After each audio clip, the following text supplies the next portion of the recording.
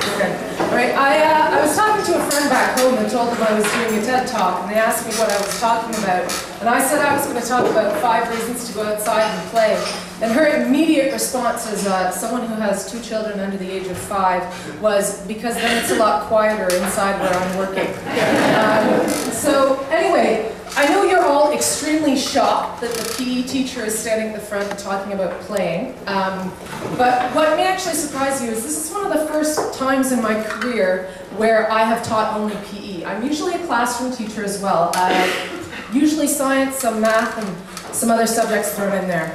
And what I'm talking about today is not just for PE teachers. It's not just for primary teachers, and it's not just for recess time.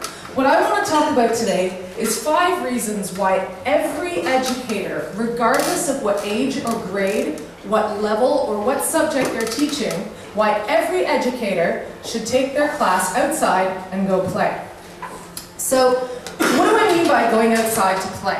Well, I mean, outside's pretty obvious. Inside, outside, inside, outside. But play can mean a lot of different things. So in the context of this presentation, when I say play, what I'm talking about is an activity that's fun and enjoyable, an activity that's physically active, and an activity that has a challenge to it.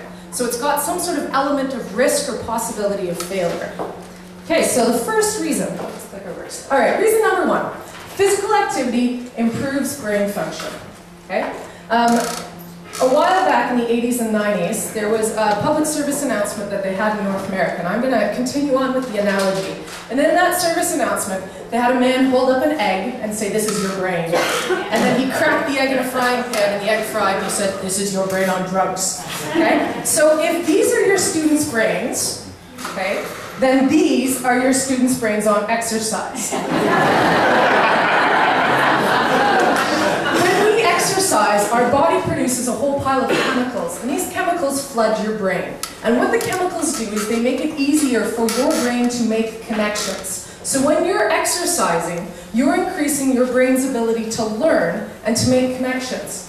So if you take 10 minutes or 15 minutes out of the beginning of your period, and you take your kids somewhere where your students, adults, small children, whatever the students are, and you make them exercise, then they're more likely to be productive and make connections when you're teaching the subject material.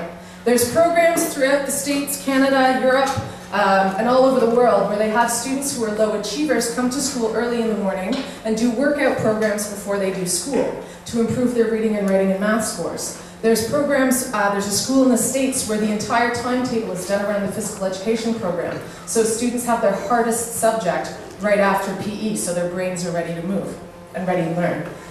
So physical activity will improve the brain function. Number 2, challenge or risk promotes growth.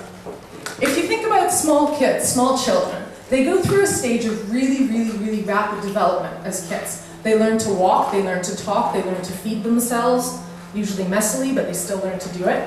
And the way they learn is they try and they fail, and they try and they fail. The kid tries to stand up and lets go of something, he falls over. Tries to stand up, lets go, falls over. Tries to stand up, lets go, falls over. Tries to stand up and manages to stand. When we're looking at risk and challenge, what it does is it teaches us to understand what our capabilities are. We push ourselves until we fail, and then we know what our capabilities are.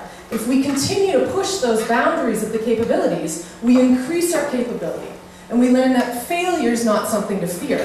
But as a society, we like to shield children. If you look, there's a case in Toronto with a school recently just banned hard balls, like soccer balls and, I quote, tennis balls, because someone might get hit with the ball and get hurt. And so we like to shield our children from risk and from failure. But what we need to do is challenge them in a way where they will experience failure. And that way they're not afraid of the failure, they're not afraid to push to see where their boundary is before they reach that failure, and they're not afraid to try again and see how it works. When we're talking about activities that could be challenging or risky, it can be something to do for outdoor education, where you've got people working together to try and climb over a wall, and let me tell you, there were a lot of failures that day. Or it can be as simple as learning a new skill, trying to learn something new, or playing an activity new, or playing a game where, yes, someone loses. Number 3, fun inspires inspires creative thought. Okay? Fun is enjoyable. Play is enjoyable. And if you think about small children, and when they play, they are always inspired. They're incredibly imaginative. They come up with the most amazing things. This is a lion hunt. How many people have been on a lion hunt before? And I don't mean like real lions. I would never take these children on a real lion hunt. But when you take kids out and you play with them, they come up with the most amazing things, the most amazing ideas. And sometimes it is confusing when you're walking through the forest and you meet a nice lady with a dog, and the children you're with insist that the dog is a jaguar, and the lady has no idea what you're talking about. But the creative thought that's there in children comes from play. And if we take our students outside and make them play, we're increasing their ability to have creative thought. Think outside the box and make connections creatively with the material. Maybe even invent new ways of doing things. So fun is great for creativity and enjoyment. Reason number 4, nature is a calming influence and it improves concentration and health. Merely being outside in nature and looking at nature can induce a calming atmosphere and influence the way the brain works. There's research that shows that merely being in a natural environment improves attention deficit problems in kids with ADHD. There's research that shows children with autism develop better when they're in a natural environment. There's research that shows patients in hospitals heal faster when they have a natural view than when they have a brick wall that they're looking at. There's new research that shows that kids, for every hour they spend in natural light, reduce their risk of developing myopia just from being in the natural light. So nature can be a calming influence and help focus people who are too used to the technological society that we're in right now, where everything's instantaneous and changes immediately. Okay, I'm sure many of you have noticed some of our more senior students at the school who are walking around in shorts and tank tops in November.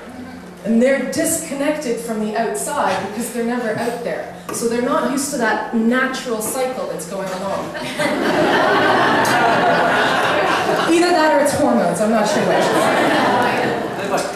But the idea of taking people outside to connect them with the cycle and how things are working is important. The last reason, and the one that I think is most important, is teachers are people too. And I know sometimes students think we're not. They think we're little robots that turn off at night when they go home and we stay at the school till the morning when we turn back on. But teachers are people too. And as teachers, it's very easy, and I know from experience, to fall into a rut where you just repeat what you did the year before, stay in your nice, safe classroom environment, use the resources you have set up in your classroom environment. But we need to challenge ourselves as well. We need to get outside and get in touch with the natural environment, because sometimes as teachers we do need calming down. We need to take advantage of the fact that if we're involved in physical activity, that it's going to increase our ability to learn and make connections. We also need to take advantage of the fact that if we go outside and play with our students, we're having fun too. And that, I think, is something that's really important in any career that you do, is that whatever you're doing, you're having fun while you're doing it. So I think this is an important part of any educational program. And I know you might look at it and think, well, that's an incredible, difficult thing to do. And yes, it's easier for me because I teach PE, and we are quite often playing and quite often outside.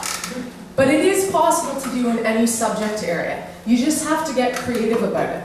And start small. It doesn't have to be something that is outside, creative, fun, challenging, physically active all at the same time. You can start with combinations and do something physically active and fun in your classroom. But think about bringing outdoor play into your classroom. And I would like to vote that since this is over, I think we're all doing mainly teacher stuff now afterwards. If anyone would like to come out on the field for a nice rousing game of kickball, I'd be more than happy to join you.